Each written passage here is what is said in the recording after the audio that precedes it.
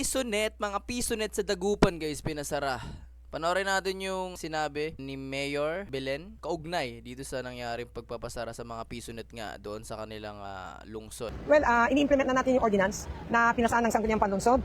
Yan po yung ordinance number 2383 po ng 2026. Yan yung ordinance prohibiting the operation of PisoNet and similar coin-operated computer rental establishment within the city of Dagupan, providing for enforcement mechanism, penalties, transitional measures, and for other purpose. So today, ang ginawa po natin, Wait. PisoNet and similar coin-operated PisoNet and coin operated.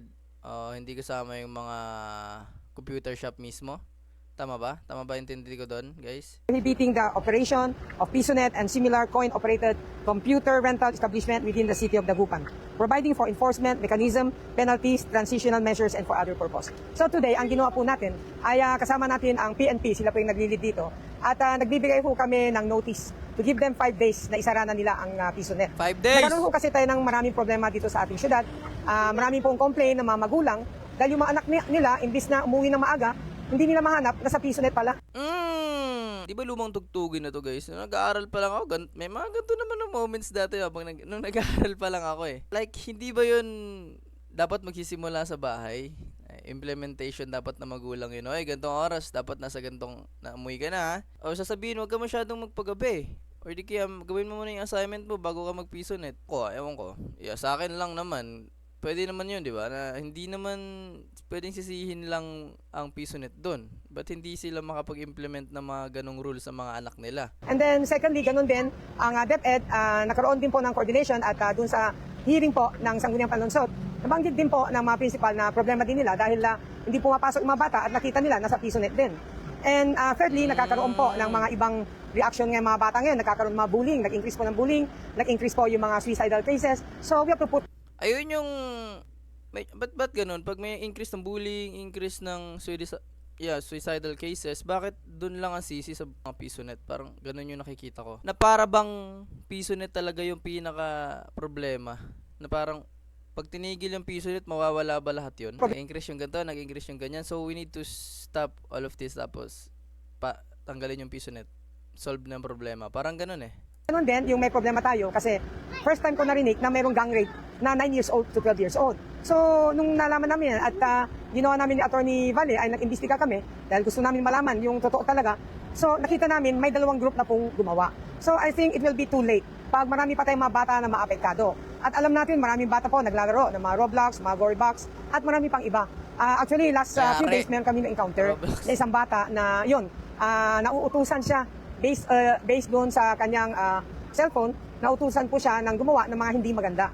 So sabi ko, after nag-lapse na po yung 10 days na publication, ay sabi ko kay Atty. Valle at kasama natin si Police Director Solomon. So ini-implement na natin ngayon kasama ang different department heads. Kasama din po namin. So sa ngayon ay may 3 na kami na binigyan po ng advice, notice, na ihinto na nila yan. Dahil we are very serious sa Dagupan City, hindi ho kami papayag ng ating mga bata po ay maapektado dahil sa PisoNet. And secondly, walang permit po lahat ng PisoNet sa Dagupan. Ganon din, kausap po ang DTI, wala rin hong permit. So the more na hindi talaga kami papayag at kahit na may walang permit.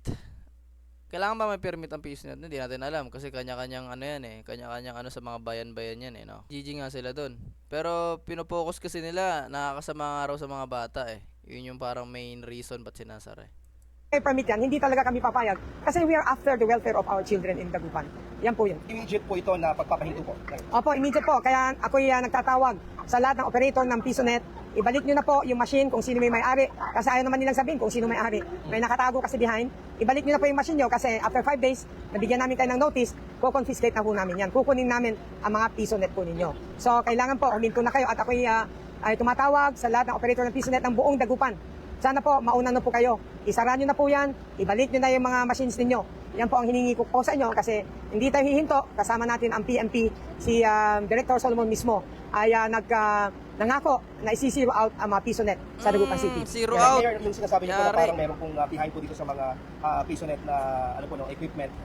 Will the LGU and the PNP... Labas tayo dyan sa mga behind. Sure ako 100% sa mga PisoNet guys. Lamang dyan yung mga gusto maglaro. Mas lamang dyan yung gusto lang mag-enjoy. Mas lamang dyan yung mga gamer talaga ng mga bata. May nahahalo, oo, may mahahalo't mahahalo naman kahit saan namang lugar. May mahahalo dyan na hindi talaga matitigas ulo, mga pasaway, mga nambubuli, may mahahalo talaga na ganyan. Pero yung is dadami mo yung buong PisoNet or isang buong establishment na ganun. Dahil lang may mga iilang matitigas nga yung ulo. Parang unfair naman ata yun. Hindi na natin kadalasan talaga estudyante yung mga customers mo. Bilang isang may-ari nung PisoNet na yon, siguro pwede kang maglagay ng mga rules doon. Bawal maglaro tuwing klase, may limit lang, lalo na yung pagdating sa mga minors, kung ilang oras lang sila pwede sa isang araw. Pwede silang maglagay na no ID, walang laro, kailangan magpakita ng ID ng school. Yung logbook, sulat mo yung pangalan mo, anong oras ka pumasok doon sa PisoNet, or dapat may CCTV, curfew, hindi dapat hanggang magdamagan, or kung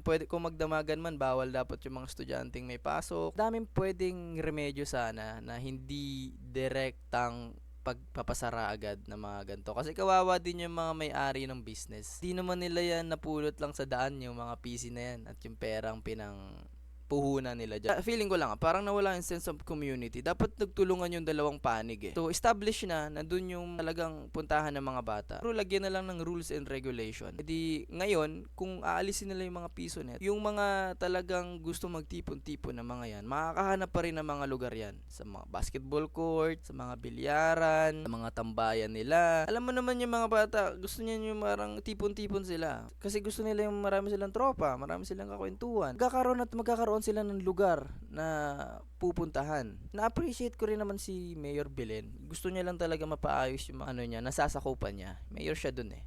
Sa akin lang, personally, feeling ko, hindi nila masyadong inisip pag na-implement ba to, ano yung mga pwedeng maging consequences. Pinaka-consequences na ito guys, yung mga batang yan, lalo na mga bata ngayon, may mga motor rin, may mga bike na yan. Kung talagang gusto nila maglaro, kahit malayo yan, dati naglalakad pa kami, papunta sa computer shop makapag-run or makapag-Dota lang eh. Yung mga yan, baka pumunta pa yan sa ibang lugar.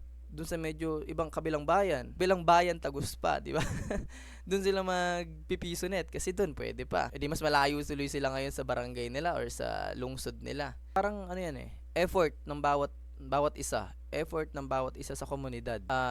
Yung government, sila yung magtitingin kung nasusunod ba nung mga may-ari yung mga siset nilang mga rules and regulation na ganito dapat. Feeling ko mas effective yun. Ayun lang guys, malapit sa loob ko yung mga PisoNet kasi gintambayan din talaga yan eh. Nung wala pa akong PC. Nadadama yung mga matitinong gamer guys, sa totoo lang. Sa gantong balita, alam ko yung ganyang mga environment. Mas maraming matitino dyan. Mas maraming gusto lang talaga mag-enjoy dyan. Mas maraming gusto lang makipag-banding sa tropa, maglaro ng video games. May mas maganda sanang route. May mas magandang route kesa i-rekta isara.